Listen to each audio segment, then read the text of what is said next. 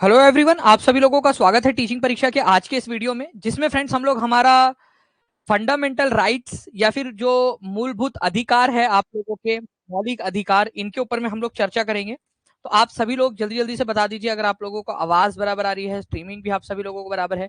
जितने भी लोग हमारे साथ में यहाँ पर में जुड़ चुके हैं उन सभी का स्वागत है, सभी को आदाब, नमस्कार, सत श्री अकाल, ladies and gentleman, boys and girls. मैं आपको बता दूं कि ये जो आप लोगों का लेक्चर है, ठीक है, इसमें से काफी सारे क्वेश्चंस आप लोगों से पूछे जा सकते हैं। डिटेल में हम लोग इसको समझेंगे अच्छे से, और मैं साथ साथ में आपको क्वेश्चंस भी करवाता चलूंगा। ओके, तो फ्रेंड्स, फंडामेंटल राइट्स या फिर मौलिक अधिकार की हम लोग बात करते हैं यहाँ पर में। अब ये फंडामेंटल राइट्स नहीं है, फंडामेंटल या जो मौलिक है या मूलभूत है, इसका मतलब क्या होता है? फंडामेंटल मतलब कि ये तो होने ही चाहिए, बाकी चीजें है, ठीक है, वो चलेगा, बट ये तो होना ही चाहिए। ठीक है, समझी जी, बारात का स्वागत पान पराग से कीजिएगा। ठीक है, मतलब खाना रखो ना रखो, बट पान पराग तो होना ही चाहिए, ऐसा वाला कंसेप्ट वो शायद उन लोगों का था। तो फंडामेंटल राइट्स ये तो अधिकार, कम से कम और भी बहुत सारे अधिकार हम हमारे सिटीजन को देंगे, बट ये अधिकार तो कम से कम होनी चाहिए। That's why it is fundamental. इसको इसको संविधान ने गारंटी आप लोगों के लिए ली है, संविधान ने, कि इसकी जो है ये आपको तो मिलना ही मिलना है। ठीक, फंडामेंटल।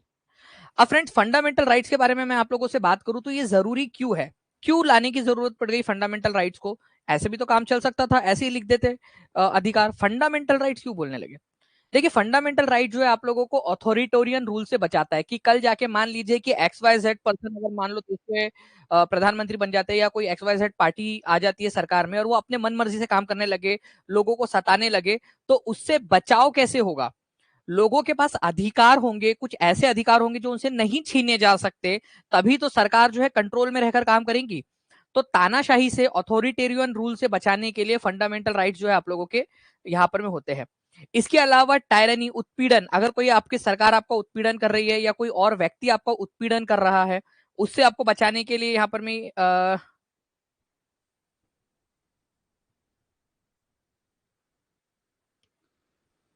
उसके बारे में अकरमुल हक जी, वो एक बार चेक कर लूंगा, उसके बारे में फिर आपको बताता हूँ क्यों जो नया उन्होंने किया है। उर्दू की क्लासेस अवेलेबल नहीं है, उर्दू वाली, तो ये याद रखेंगे आप लोग। तो इसका ये है कि भाई फंडामेंटल राइट्स बेसिकली ये है कि तानाशाही से बचाते हैं, उत्पीड़न से बचाते हैं। इससे सरकार कानून के मुताबिक काम करेंगी, कानून से हटकर काम नहीं करेंगी। तो यहाँ पर में गवर्नमेंट ऑफ लॉ, जो गवर्नमेंट ऑफ लॉज है, ठीक है, ये नॉट ऑफ मैन है। मतलब गवर्नमेंट, सरकार के लिए ये कानून है कि सरकार ने क्या क्या करना है। ठीक है, कानून की सरकार बनाना है, व्यक्ति की नहीं, कि कोई व्यक्ति आया यहाँ पर में कि दोस्तों आपसे जो है अपनी की चलेंगी, यहाँ पर मैं अपन जो बोलेंगे वो करेंगे, गांधी जी की फोटो हटाओ वहां से, ठीक है, यहाँ पर मैं मेरी फोटो लगाओ, और क्या करने का है अपन ने, और क्या क्या कर सकते हो अपन लोग यहाँ पर में, मेरे बर्थडे के ऊपर में वो रूल दे दो। ठीक है, और गांधी जी वाला क्या था, गांधी जी के बर्थडे के ऊपर में शराब बैन थी। मेरे बर्थडे के ऊपर में क्या करेंगे हम लोग, ठीक है, बर्थडे के ऊपर में एक के ऊपर एक फ्री देंगे। ठीक है, कोई आ सकता है ये रूल लगा सकता है, तो ऐसा ना हो। ठीक है, कानून की सरकार हो, ना कि किसी व्यक्ति की, इसको सुनिश्चित करता है फंडामेंटल राइट्स आप लोगों का। ठीक है, इसकी गारंटी जो है फ्रेंड्स, संविधान ने सर्वोच्च न्यायालय को बोली है कि आपने लेनी है। तो जस्टिफाइबल है नेचर के अंदर में, ये मतलब कि ये न्यायोचित है, आप न्यायालय में इसको चुनौती दे सकते हो। सर्वोच्च न्यायालय के अंदर में अगर आपको फंडामेंटल राइट नहीं मिलते हैं तो आप सर्वोच्च न्यायालय जा सकते हो, सुप्रीम कोर्ट जा सकते हो। ठीक है, चलिए, कोई भी विक्टिम है जिसके फंडामेंटल राइट नहीं मिल रहे, वो डायरेक्टली सुप्रीम कोर्ट जा सकता है। हमारे भारत के संविधान में ये चीज कहाँ लिखी है, अगर हम लोग बात करें, ठीक है, कौन से वाले सुपर टेट की बात करो सचिन गुप्ता जी, आप वो बात करवा देना टीम से, वो उनको बता देंगे। देखिए, पार्ट नंबर 3 जो है ना आप लोगों का, हमारे भारत का संविधान को अलग अलग पार्ट्स में बांटा गया। पिछले लेक्चर में मैंने आपको बताया था कि हमारा भारत का जो संविधान है उसमें टोटल 25 पार्ट्स है, 25 पार्ट्स। ठीक है, उसमें से जो थर्ड नंबर का जो पार्ट है, ये वाला तीसरे नंबर का पार्ट, जिसमें आर्टिकल नंबर 12 से लेकर आर्टिकल नंबर 35 तक दिए हुए हैं, इसमें आपको फंडामेंटल राइट्स के बारे में बात की गई है। ये जो फंडामेंटल राइट्स है, मूलभूत अधिकार, ये हमने यूएसए के संविधान से लिए है। यूएसए के संविधान में एक बिल ऑफ राइट्स करके एक उनका एक खंड है बिल ऑफ राइट्स, ठीक है। तो बिल ऑफ राइट्स जो यूएसए के संविधान के अंदर में, वहां से हमने इसको उधार लिया या उसको बोरो किया, बेसिकली वहां से कॉपी किया है। जैसे कि एक बार करीब 800 साल पहले की बात है, ब्रिटेन के अंदर में, ब्रिटेन के उस समय के जो राजा थे, उन्होंने अपने लोगों को कुछ अधिकार दिए थे। उस दस्तावेज को जिसमें वो अधिकार दिए थे उसको मैग्ना कार्टा कहा जाता था। तो उसी की संज्ञा लेकर, उसी का उदाहरण लेकर भारत का मैग्ना कार्टा किसको कहा जाता है? पार्ट नंबर 3 को भारत का मैग्ना कार्टा कहा जाता है। ठीक है, ये याद रखना है आप लोगों ने, भारत का मैग्ना कार्टा कहा जाता है। तो भारत का मैग्ना कार्टा किसको कहा जाता है? पार्ट नंबर 3 को, भारत के संविधान का मैग्ना कार्टा। ठीक है, मैग्ना कार्टा। तो ये भाई लिखा तो है यहाँ पर में, भारत का मैग्ना कार्टा किसको कहा जाता है। ओके, चलिए अब देखिए फ्रेंड्स, फंडामेंटल राइट्स जो है, ये आप लोगों की छोटी छोटी चीजें जो आगे में भी आने वाली है आप लोगों की, जो बस एक आप लोगों को वो दे रहा हूँ। अरे वो वुड्स डिस्पैच जो है वो भारत के लिए एजुकेशन का मैग्ना कार्टा है। कोई भी इंपॉर्टेंट चीज होती है उसको मैग्ना कार्टा नाम दे दिया जाता है। तो आपका एजुकेशन का मैग्ना कार्टा किसको बोलते हैं? तो वुड्स डिस्पैच को बोलते हैं, वो अलग चीज है। एजुकेशन का मैग्ना कार्टा, ये जस्ट मैग्ना कार्टा, ठीक है। कोई भी इंपॉर्टेंट चीज होती है ना, उसको मैग्ना कार्टा कहा जाता है। ये जो नीचे वाले पॉइंट है आप लोगों के, ये आगे में आने वाले, डोंट वरी। अब देखिए फ्रेंड्स, अगर मैं आप लोगों को बताऊं कि फंडामेंटल राइट्स जो है आप लोगों के, ये किसी भी तरीके से आप लोगों के परमानेंट नहीं है, स्थायी नहीं है। ठीक है, स्थायी, ठीक है, स्थायी नहीं है। ये आप लोगों के कॉन्स्टिट्यूशन के द्वारा अमेंड किए जा सकते हैं। मतलब कि इसको अमेंड किया जा सकता है। जैसे फॉर एग्जांपल, हमारे भारत के संविधान के अंदर में अभी आपको 6 फंडामेंटल राइट्स दिखते हैं। Right to equality, right to freedom, against exploitation, religion वाला, एजुकेशनल राइट माइनॉरिटीज के लिए, और कॉन्स्टिट्यूशनल रेमेडी, ये 6 है। बट एक्चुअल में 7 हुआ करते थे। आपका जो आर्टिकल नंबर 31 था, जिसके अंदर में राइट टू प्रॉपर्टी दिया हुआ था, उसको 78 में, 1978 में 44वें संविधान संशोधन के जरिए हटा दिया गया। संपत्ति का अधिकार, ठीक है, संपत्ति का अधिकार आपका भारत के संविधान में से हटा दिया गया। मतलब फंडामेंटल राइट्स में अमेंडमेंट किया जा सकता है। फंडामेंटल राइट्स जोड़े जा सकते हैं क्या कोई और? जी हाँ, ठीक है, जोड़े जा सकते हैं। क्या संविधान में से फंडामेंटल राइट्स को हटाया जा सकता है, किसी फंडामेंटल राइट्स को? जी हाँ, बिल्कुल हटाया जा सकता है, क्योंकि आप देख सकते हो ये हटा दिया गया है। जो एक आर्टिकल नंबर 31 है, जो पहले संपत्ति का अधिकार हुआ करता था कि संपत्ति रखने का अधिकार है आप लोगों के पास में, और ये फंडामेंटल राइट है आपका। जमींदार वगैरह जो लोग थे वो उसका इस्तेमाल जमींदारी कानून को बचाने के लिए करते थे। ठीक है, तो इसको हटा ही दिया गया डायरेक्ट। अब संपत्ति का अधिकार कहाँ डाल दिया गया? ये केवल कानूनी अधिकार है, ठीक है, लीगल राइट है। लीगल राइट का मतलब बस आपके पास में कानूनी राइट है कि भाई हाँ, संपत्ति रखना कोई गुनाह नहीं है। आर्टिकल नंबर 300A के अंदर में ये बात बोल दी गई है। ठीक है, पार्ट नंबर जो आप लोगों का 12 है, उसके अंदर में ये बात बोल दी गई है कि भाई फंडामेंट जो आपका राइट टू प्रॉपर्टी, जो कि फंडामेंटल राइट था पहले, अब वो केवल लीगल राइट रहेगा, और आर्टिकल नंबर 300A के अंदर में इसको रख दिया गया है। ठीक है, चलो ठीक है, कानूनी अधिकार बना दिया गया। इसको हम क्वेश्चन के थ्रू भी करेंगे और आगे में। अच्छा, राष्ट्रीय आपातकाल के समय में ये आपको राइट टू इक्वलिटी दिया है, राइट टू फ्रीडम दिया है, एक्सप्लॉयटेशन नहीं कर सकते, आपका अदरक लहसन प्याज, आप कोई भी धर्म अपना सकते हो, educational cultural right, supreme court जाने का अधिकार। अब मान लो चाइना ने उधर से हमला कर दिया, ढुस ढुस ढुस ढुस ढुस ढुस आया उधर से भागते हुए चाइनीज लोग, ठीक है, ऐसे छोटी छोटी आंखें लेके कर रहे हैं आप लोगों के ऊपर में। इधर से बोला पाकिस्तान ने भी हमला कर दिया, ठीक है, नेपाल ने भी चाइना के इन्फ्लुएंस में आके हमला कर दिया। बांग्लादेश बोले हमको भी प्रूफ करना है अपने आप को, हम 71 से हम लोग प्रूफ ही नहीं कर पा रहे, कोई लड़ ही नहीं रहा हमसे। ये क्या बात हो गई? मतलब तुम लोग आपस में लड़ रहे हो, हमको मौका ही नहीं दे रहे लड़ने का, हम भी लड़ेंगे करके। और वो भूटान बोल रहा है कि भाई मतलब मैं क्या, मैं कच्चा नींबू, मेरे को मैं कच्चा नींबू नहीं बनूंगा, मैं भी लड़ूंगा। सब लोगों ने मिलकर हमला कर दिया। तो अब आप बताओ, ऐसी कंडीशन में मैं आपको फंडामेंटल राइट्स दूं या पहले देश को बचाऊं? तो इमरजेंसी के केस में, ठीक है, राष्ट्रीय आपातकाल के केस में फंडामेंटल राइट्स को कौन सी भाषा में बोल रहा हूं, मखदूमा, हिंदी में ही तो बोल रहा हूं, ठीक है, फंडामेंटल राइट्स को, मूलभूत अधिकार जो है उसको सस्पेंड किया जा सकता है, निलंबित किया जा सकता है। उसको ये याद रखना है आप लोगों ने। आपको सबसे ज्यादा इजी लगने लगेंगी पॉलिटी, डोंट वरी, ठीक है। तो सबसे पहले देश को बचाना है हम लोगों ने। अगर मान लो नेशनल इमरजेंसी, राष्ट्रीय आपातकाल आ गया तो ओके, तो राष्ट्रीय आपातकाल की स्थिति में फंडामेंटल राइट्स को निलंबित किया जा सकता है। केवल 2 ऐसे फंडामेंटल राइट्स है आप लोगों के जिनको निलंबित कभी नहीं किया जा सकता। वो है आर्टिकल नंबर 20 और 21। ठीक है, ये कभी भी डिलीट, कभी भी सस्पेंड नहीं होते। ये इन्होंने जो है ना, ये इनको अमरता का वरदान मिला हुआ है, इन्होंने जो है वो ले लिया है। कौन सा वाला था यार वो, कौन सा वाला था जिसको पीने के बाद में आप अमर हो जाते हो, क्या था वो जिसको पीकर अमर हो जाते हो आप लोग, वो पी लिया इन लोगों ने, आर्टिकल नंबर 21। ठीक है, 20 और 21 ने, तो 2020 और 21 याद रखना आप लोग। ठीक है, आर्टिकल नंबर 20 और आर्टिकल नंबर 21। आर्टिकल नंबर 20 के अंदर में आप लोगों को कुछ अधिकार दिए गए हैं, जिससे कि अगर आप दोषी पाए जाते हो तो आपको कुछ बचाव दिए जाते हैं दोषी पाए जाने पर भी, या फिर कोर्ट में कन्विक्ट होने के बावजूद भी कुछ अधिकार है, कैदियों के अधिकार। ठीक है, और आर्टिकल नंबर 21 जो है आप लोगों का जीवन का अधिकार है। अमृत, वेरी गुड, अमृत। तो अमृत पी लिया है आप लोगों ने, इन लोगों ने, कि ये कभी भी खत्म नहीं होते भाई, कुछ भी हो जाए, दुनिया इधर से उधर हो जाए, ये तो अधिकार रहेंगे, इनको सस्पेंड नहीं किया जा सकता। आगे में जब ये पढ़ाऊंगा ना तब उसके बारे में और भी बताऊंगा आप लोगों को। ठीक है, बहुत डिस्टर्ब कर रहे थे कि हिंदी में बोलिए, जबकि वो बाइलिंगुअल पढ़ा रही थी, फिर भी कुछ लोग डिस्टर्ब कर रहे थे। जी हाँ, मैं समझता हूँ ये चीज को। ठीक है, मुझे पता है ये चीज ये होती है करके, कि यार कुछ लोग डिस्टर्ब करते ही करते हैं।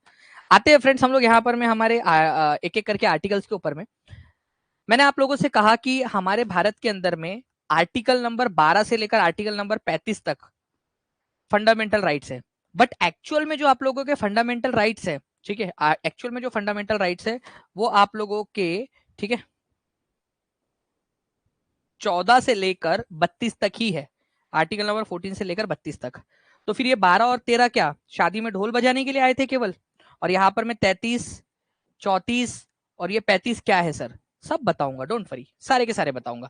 एक्चुअल में फंडामेंटल राइट जो है ना वो आप लोगों के यहाँ पर में है, बट एज अ होल इनको फंडामेंटल राइट्स का पार्ट बोला जाता है, क्योंकि इसमें थोड़ी सी जानकारी दी गई है फंडामेंटल राइट्स के बारे में। ठीक है, फिर यहाँ फंडामेंटल राइट है और कुछ एक्सेप्शन है, कुछ जो है यहाँ पर में भिन्नताएं है, वो यहाँ पर में बताई गई है आप लोगों को। आगे पूरा आपको समझ में आ जाएगा, डोंट वरी।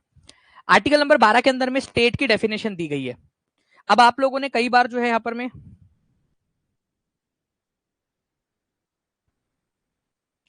यार अब वो डेटा का तो मैं क्या इशू, मैं क्या ही करूँ, उसका डेटा आपका खत्म हो रहा है तो मतलब मेरे पास, मेरे को तो 360 में बिल्कुल क्लियर दिख रहा है, ऐसा कुछ भी नहीं है, 360 में चल रहा है मेरा, और मेरे को बिल्कुल क्लियर दिख रहा है।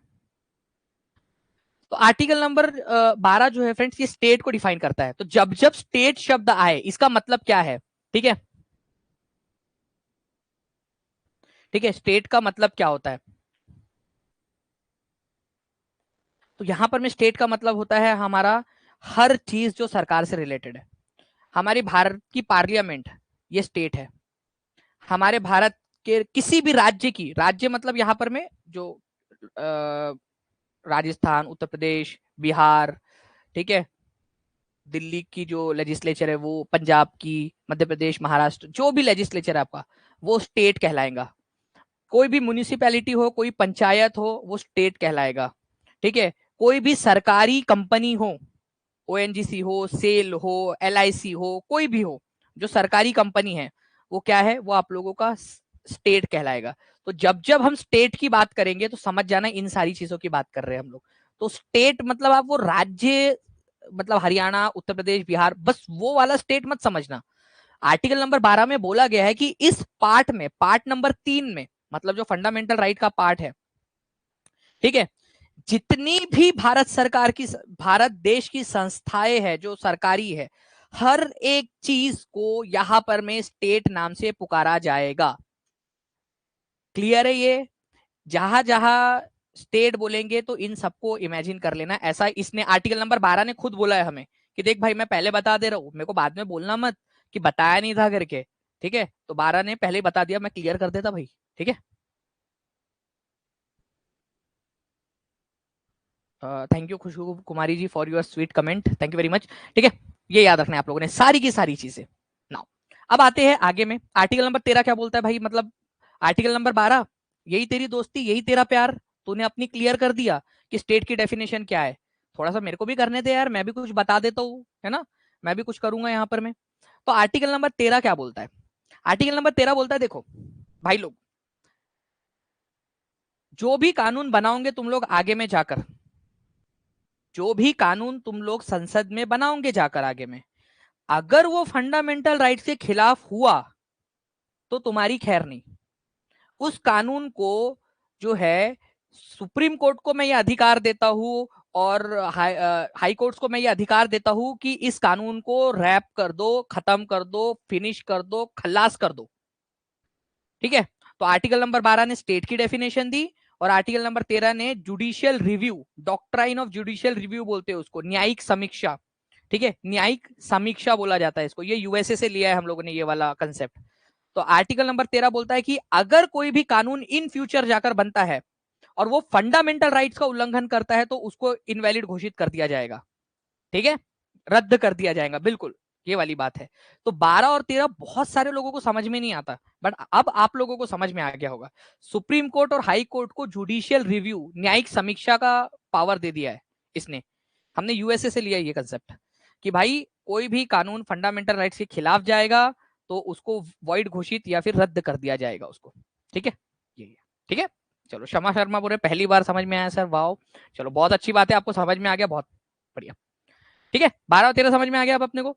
12 ने बोला स्टेट की डेफिनेशन क्या रहेंगी, स्टेट अपने को समझ गया, स्टेट मतलब हर सरकारी, हर चीज स्टेट। आप सरकारी टीचर बन जाओगे, आप भी स्टेट बन जाओगे। ठीक है, उसके बाद में आर्टिकल नंबर 13 बोलता है कि भाई 12, मैं भी कुछ बोलना चाहता हूं, मुझे भी बोलने का कुछ अधिकार दिया जाए। आर्टिकल नंबर 13 बोलता है कि अगर फंडामेंटल राइट्स, जो भी फंडामेंटल राइट्स आगे में आने वाले उनके खिलाफ कोई कानून बनेगा तो हाई कोर्ट और सुप्रीम कोर्ट को यह अधिकार रहेगा कि उस कानून को रद्द कर दे। इसी को जुडिशियल रिव्यू कहा गया है। ठीक है, ये यूएसए से हमने लिया था। गजब, खत्म हो गई बात। आते अब हम लोग यहाँ पर में हमारे कुछ क्वेश्चन की तरफ में भी आ जाते हैं। 44वें संविधान संशोधन के जरिए 1978 के अंदर में कौन से वाले अधिकार को निलंबित कर दिया गया था, ये बता दो आप लोग। इतना खर्चा हो गया मालिक, तो आंसर कर ही दो।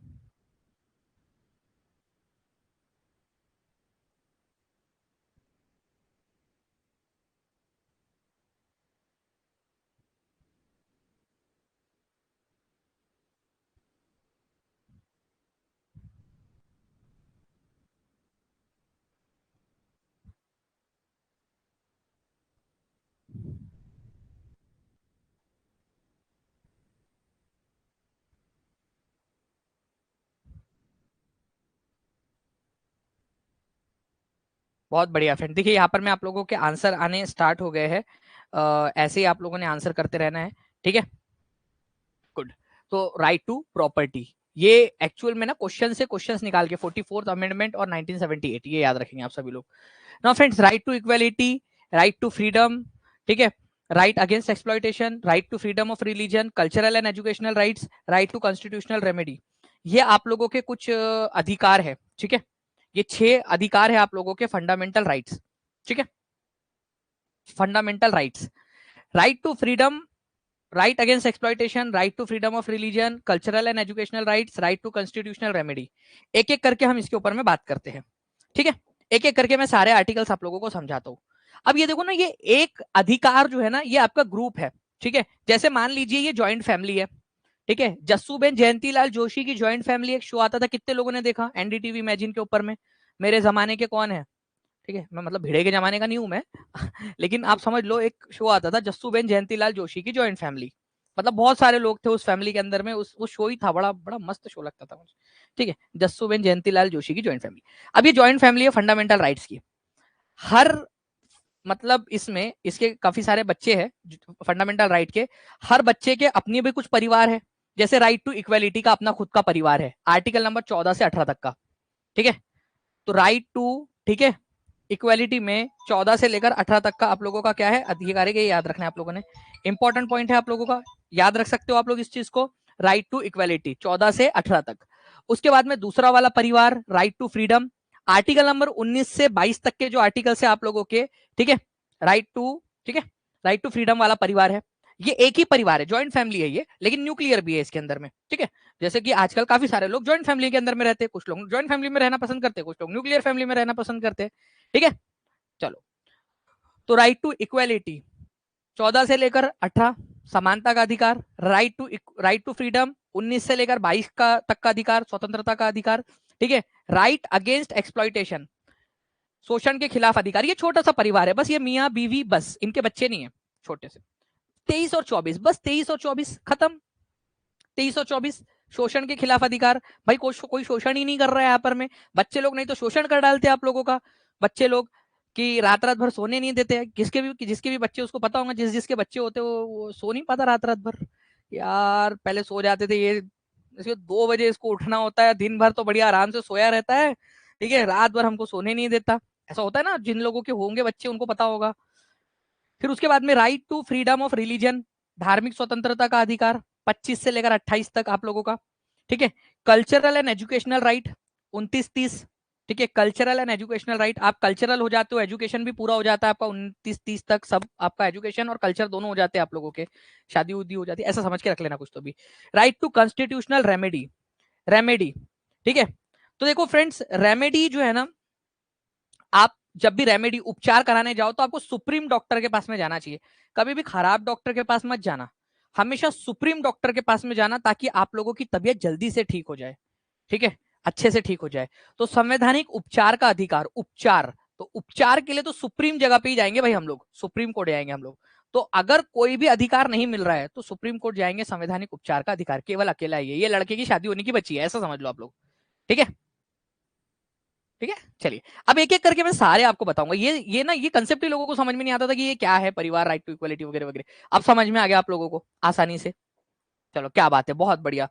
तो यहाँ पर मैं जो लोग हैं वो लिख रहे हैं कि सर अब समझ में आने लगा है चीज की क्या है ये, बहुत बढ़िया, बहुत अच्छी बात।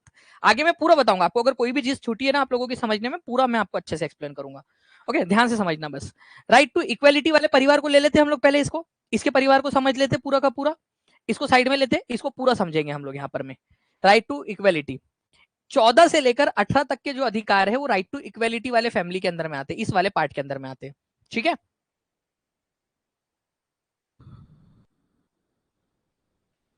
ओके, 14 से लेकर 18 तक। अब आर्टिकल नंबर 14 की अगर मैं बात करूं, आर्टिकल नंबर 14 की बात करूं, तो ये बोलता है कि कानून के सामने सभी लोग समान रहेंगे, ठीक है, और कानून जो है वो सभी का समान संरक्षण भी करेगा। दो चीजें इसके अंदर में बताई गई है, दो चीजें, मेरे साथ साथ में बोलो मन में। निशी सिंह जी आप लेट आए क्या? 31 नंबर के आर्टिकल यार मैंने पहले ही बताया कि डिलीट कर दिया गया है, मैं लेट आते हो फिर बाद में मतलब दिक्कत हो जाती है ना, फिर समझता नहीं है तो दिक्कत हो जाएंगी, तो टाइम पे आ जाएगा प्लीज, ठीक है। उसको डिलीट कर दिया गया, पहले स्टार्टिंग में ही बताया मैंने आपको। आर्टिकल नंबर 14 में दो बातें बोली गई, ऐसे करो मेरे साथ साथ में, घर वाले पागल समझे कोई बात नहीं, कोई दिक्कत नहीं है, ठीक है, बोलना दानी सर के साथ में कर रहे हैं हम लोग, यहाँ पर में दो है। राइट टू इक्वलिटी के अंदर में, इक्वलिटी बिफोर लॉ, कानून के सामने समानता, विधि के सामने समानता है, कानून के सामने समानता, कानून के सामने आप सेम रहोगे, चाहे हो आप हो अकबर हो, अमर हो, अकबर हो या एंथनी हो, आप कानून के सामने समान रहेंगे, सीता गीता, ठीक है, कोई भी रहो आप समान रहोगे कानून के सामने, ओके, कानून के सामने समानता। अब कानून क्या हमेशा सजा देने के लिए होता है क्या? आप बताओ, कानून हमेशा सजा देने के लिए होता है या नहीं ना, कानून आपको बचाता भी है। तो इक्वल प्रोटेक्शन ऑफ लॉ, मतलब कानून के सामने आपको समान संरक्षण भी मिलेगा। ऐसा नहीं कि आप जो है बड़े व्यक्ति हो तो आपको जल्दी सजा मिल जाएगी और आप छोटे व्यक्ति हो तो आराम से चलो चल रहा है केस, जबकि भारत में ये होता है, बट कानूनी रूप से अगर देखा जाए तो ये गलत है, क्योंकि इक्वल प्रोटेक्शन ऑफ लॉज भी है। आप देख लेना कि कोई छोटा मोटा इंसान ड्रग्स लेते हुए पकड़ा जाए, ठीक है, तो सुलट जाता, कोई बड़ा इंसान ड्रग्स लेते हुए पकड़ा जाए एकदम ही, मतलब उसको पूरा न्यूज बन जाएंगे और पूरा पूरा जो है ना वो हो जाएगा एकदम, न्यूज बन के उसको सजा होंगी बहुत सारी कुछ तो भी। वैसे गलत दोनों है, दोनों गलत है, ऐसा नहीं कह रहा मैं बिल्कुल ड्रग्स को प्रॉब्लम बहुत खराब बात है, कोई नहीं लेना, ठीक है, लेकिन जस्ट बता रहा हूँ कि equal protection of law, equally treat करना चाहिए यहाँ पर मैं।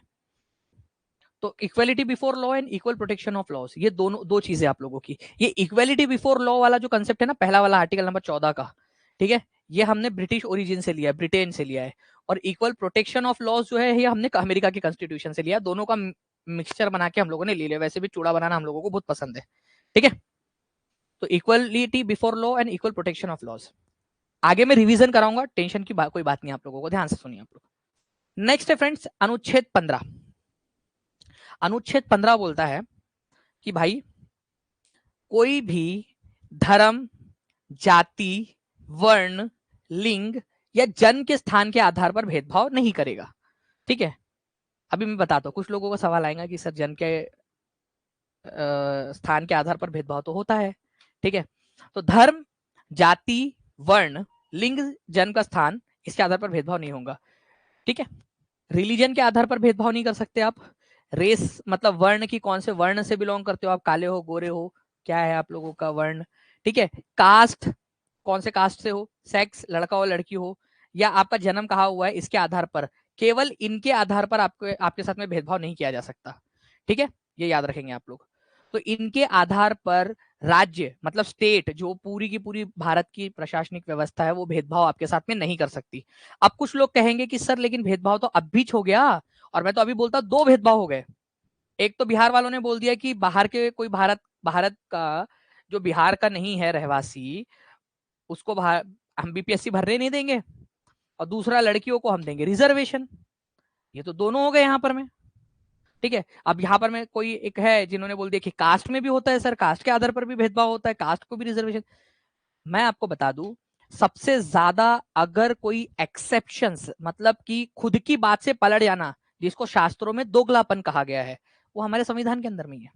बताता हूं कैसे। हमारे संविधान के अंदर में ये बोला गया है कि राज्य अगर चाहे तो महिलाओं और बच्चों के लिए विशेष व्यवस्था कर सकता है, इररिस्पेक्टिव की इसमें कुछ भी लिखा हुआ हो, चाहे वो इसमें कुछ भी लिखा हुआ हो, अगर राज्य चाहे तो महिलाओं और बच्चों के लिए विशेष व्यवस्था कर सकता है, और इसी का इस्तेमाल करके बिहार सरकार ने महिलाओं को दे दिया। और ये अच्छी बातें दिया है। मैं अप्रिशिएट करता हूं जो भी अधिकारीगण है या सरकार में जिसने भी फैसला लिया है, अच्छा फैसला है। महिलाओं को आप लेकर आइए सामने में, महिला टीचर होंगी तो लोग अपने बच्चियों को भेजेंगे ये देख करके, देखो ये बनी है टीचर, मैं भी अपनी बच्ची को भेजता हूँ। अच्छा फैसला है ये। ठीक है। चलो, राज्य के नागरिक, ठीक है, मान लीजिए कि राज्य को लगता है कि उसके नागरिक सामाजिक और शैक्षणिक रूप से पिछड़े हैं। आप पिछड़े हो गया। ठीक है। अगर राज्य को लगता है कि उसके इलाके के लोग जो है वो पिछड़े हुए हैं, तो वो अपने राज्य के नागरिकों के लिए विशेष प्रावधान कर सकता है, जिसका इस्तेमाल बिहार सरकार ने किया, और ये बोला कि हम केवल और केवल हमारे राज्य के लोगों को ही यहाँ पर में देंगे, क्योंकि हमारे राज्य मतलब संविधान ने उनको अधिकार दिया, ऐसा उन्होंने कुछ नहीं किया। जबकि ऊपर में बोला गया है कि इसके आधार पर भेदभाव नहीं कर सकते, इसके आधार पर भेदभाव नहीं कर सकते, बट हमारे ही संविधान के अंदर में उसी आर्टिकल के अंदर में एक्सेप्शन दे रखा है, उसी में बताया है कि तुम कर भी सकते हो करके। ठीक है। सर हम इतने भी कमजोर नहीं है प्रज्ञा रंजन जी, तो फिर सरकार को बोलो कि बाकी लोगों को भी अलाउ करो करके। ठीक है। अरे मान लो ना, अभी फिलहाल के लिए किसी को बताना मत प्रज्ञा कि अभी इतने कमजोर नहीं है, नहीं तो पता चले, अगर किसी को पता चल गया ना कि तुम इतने कमजोर नहीं हो करके, और सबके लिए खोल दिया, तो फिर बिहार वाले लोगों को जॉब के लिए बहुत सारे लोग आ जाएंगे प्रज्ञा। अभी मैं सबके सामने आपको बोल नहीं सकता, समझो बात को, अभी मत बोलो, ऐसे ऐसे ऐसे नहीं लिखना होता है। सब लोग आ जाएंगे, दूसरे स्टेट वाले भी। समझती नहीं हो यार तुम भी इतनी छोटी छोटी सी बात को, मतलब रहने दो ना दबी हुई बात है तो। ठीक है, चलो आ जाओ इधर में, यहाँ पर मैं। तो अनुच्छेद 15 जो है बेसिकली आप लोगों का क्या करता है फ्रेंड्स, अनुच्छेद 15 आप लोगों का भेदभाव से बचाता है। बस इतनी सी बात याद रखना है आप लोगों ने, कि धर्म जाति वर्ण लिंग जन्म के स्थान, 5 चीजें हैं जिसके आधार पर सरकार आपके साथ में भेदभाव नहीं कर सकती। 5 चीजों के आधार पर, धर्म जाति वर्ण लिंग जन्म का स्थान, इसके आधार पर भेदभाव नहीं कर सकती। ओके, चलो नेक्स्ट चीज के ऊपर मैं आगे बढ़ते हैं आप लोगों से। Which of the following articles विधि के समक्ष समानता के अधिकार को बात करता है, विधि के समक्ष समानता की बात करता है। अभी हमने 2 आर्टिकल्स पढ़े हैं और दोनों को रिवाइज करेंगे हम लोग। आर्टिकल नंबर 14 जो है ये बोलता है इक्वेलिटी बिफोर लॉ, कि कानून के सामने सभी लोग समान रहेंगे। आर्टिकल नंबर 15 जो है वो भेदभाव से बचाता है, भेदभाव से बचाता है। कितने भेदभाव से बचाता है? 5 भेदभाव से बचाता है।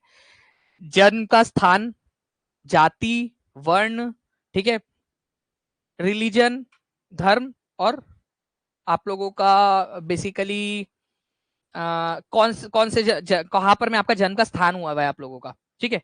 इसके आधार पर आप लोगों को क्या करता है, 5 चीजों से आप लोगों को भेदभाव से बचाता है। ये भी याद रखना है आप लोगों ने। ओके, लिंग के आधार पर भी, बिल्कुल सेक्स के आधार पर। तो ये आर्टिकल नंबर 15 के अंदर में भेदभाव से बचाव का है। आगे में जब हम लोग देखेंगे तो मैं आपको बताऊंगा और चीजें, डोंट वरी। नेक्स्ट क्वेश्चन की तरफ में आगे बढ़ते हैं, ध्यान से देखना आप लोग। Religion, race, caste, sex and place of birth.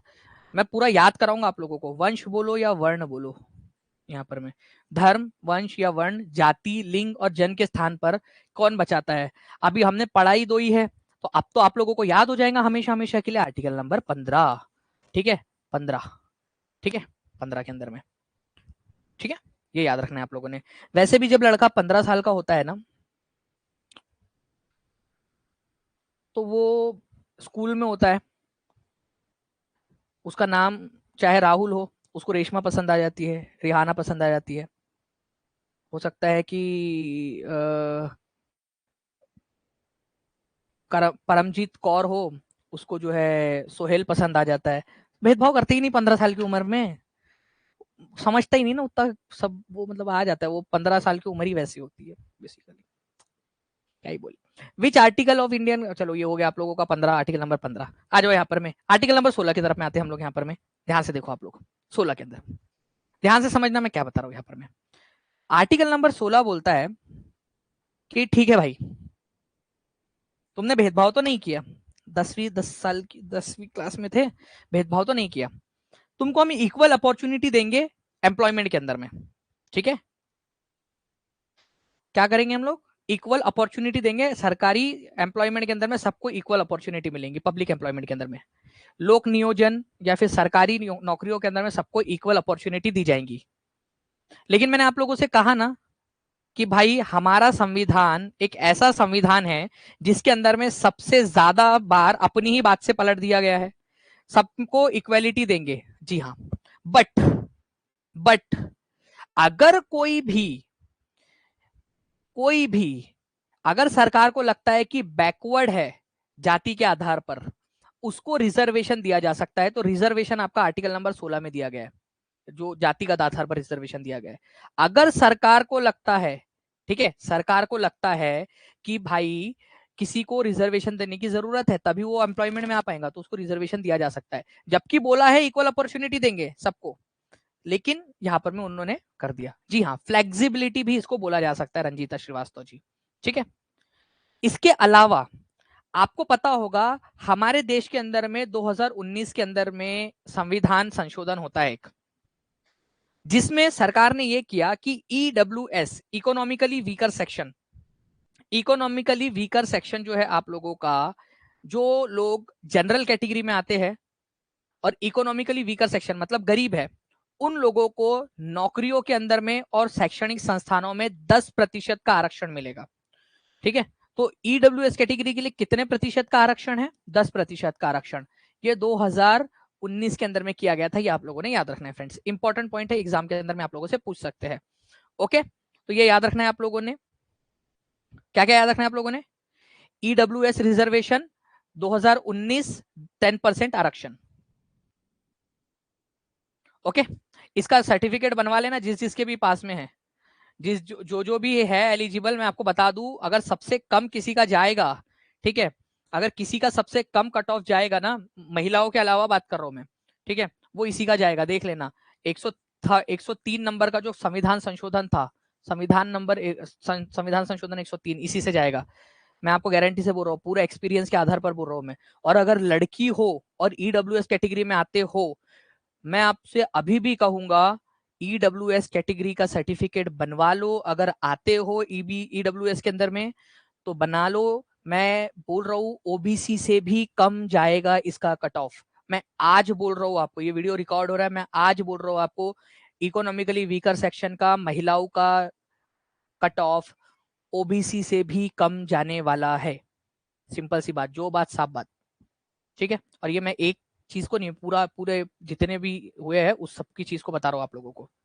ठीक है, कोई सेफ स्कोर कुछ नहीं होता, पेपर हार्ड आएगा तो कम आ जाएगा स्कोर, अगर पेपर इजी आएगा तो स्कोर बढ़ जाएगा, लेकिन जो भी आएगा उसमें सबसे कम ईडब्ल्यूएस महिलाओं का रहेगा, ये बात साफ बात है। नाउ फ्रेंड्स, अब बात हो गई आप लोगों की इक्वलिटी इन पब्लिक एम्प्लॉयमेंट, सरकारी आप लोगों का जो है क्या मिलेगा आप लोगों को।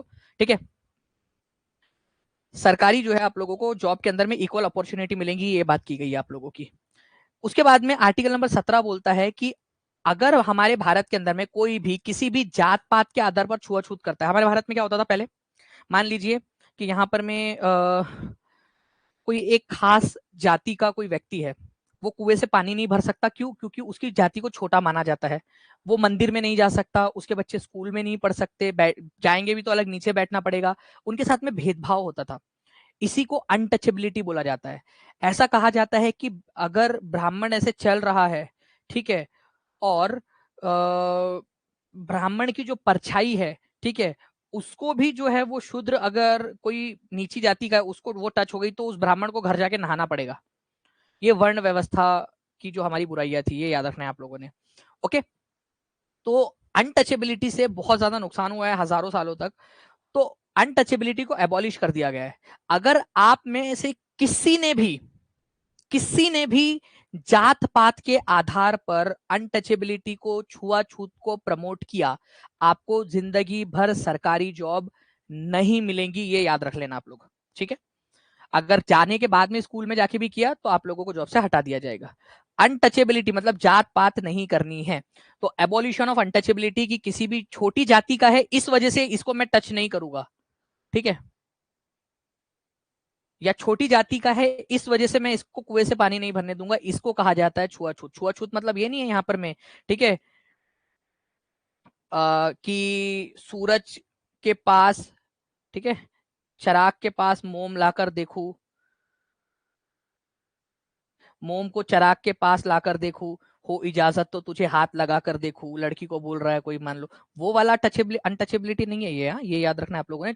जाति के आधार पर अगर आप भेदभाव करते हो किसी के साथ में तो ये ऑफेंस है आप लोगों का, और ये आप लोगों का जो है, ठीक है, क्या है, क्रिमिनल, आप पे कार्रवाई हो सकती है, सरकारी सुविधाओं से वंचित हो जाओगे। ठीक है, चलो आगे बढ़ते हैं।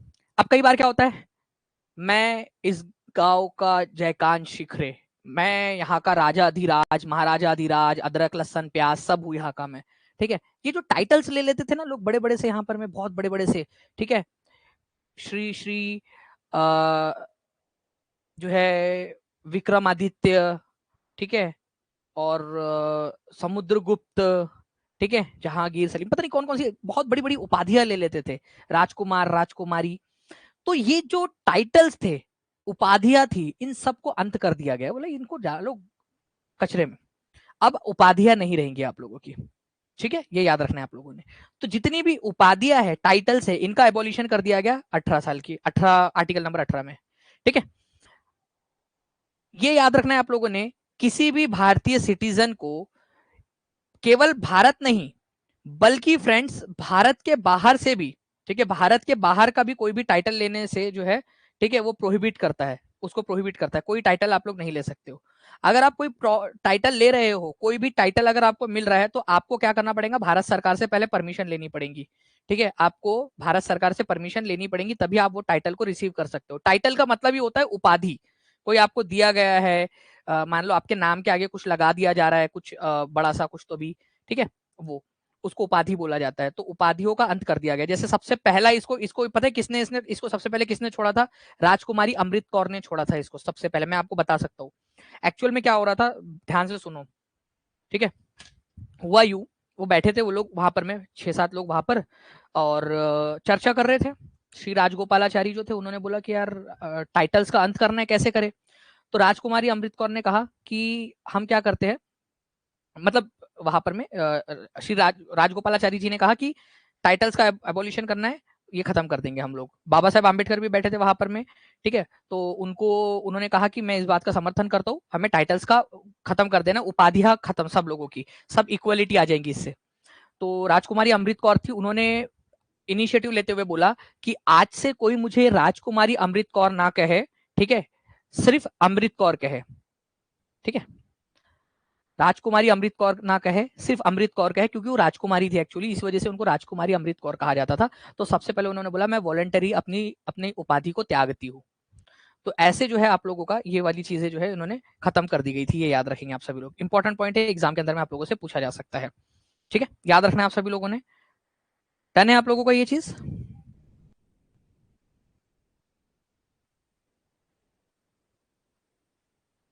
चलिए, जी हाँ, भारत रत्न वाला मैं आपको बताता हूँ आगे में, कोई इशू नहीं, पहले आप इधर में आ जाओ, आप लोगों को वो बताता हूँ मैं आप लोगों को। Which article of Indian Constitution constitutes abolition of untouchability?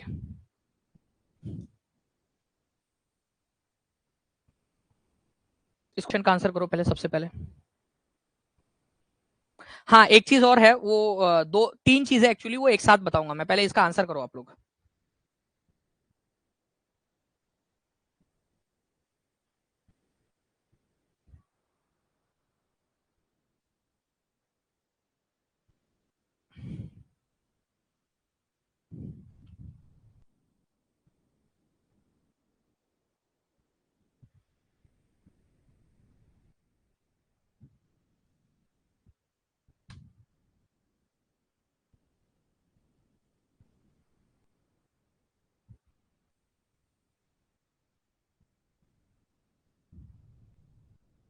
जी। तो आंसर आप लोगों का आ गया है फ्रेंड्स, अस्पृश्यता का उन्मूलन जो है आर्टिकल नंबर आप लोगों का 17 में दिया गया। एक एक करके कर लेते हैं हम लोग यहाँ पर में।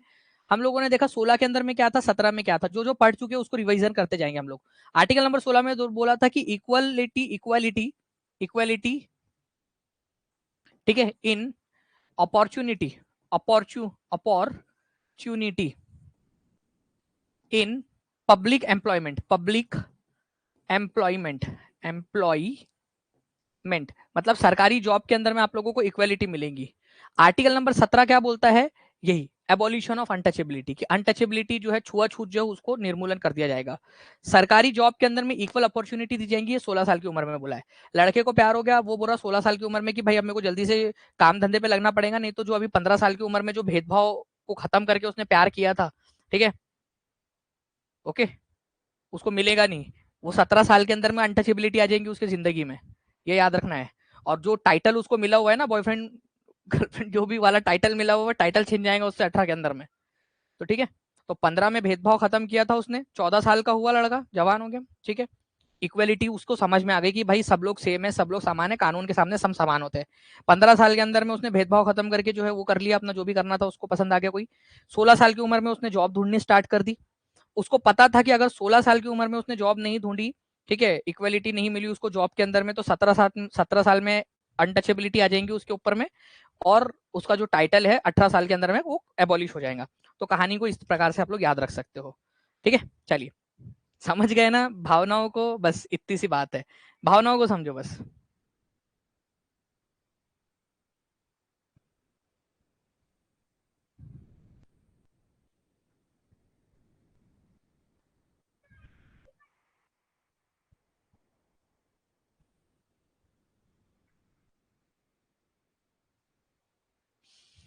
नेक्स्ट क्वेश्चन की तरफ में आगे बढ़ते हैं। भारतीय संविधान की अस्पृश्यता वाला हो गया। नेक्स्ट क्वेश्चन की तरफ में, नेक्स्ट पॉइंट की तरफ में आगे बढ़ने से पहले फ्रेंड्स, ये आर्टिकल नंबर 18 का मैं आपको बताना चाहूंगा यहाँ पर, मैं ध्यान से देखिए आप लोग, आर्टिकल नंबर 18 का ध्यान से समझना आप लोग।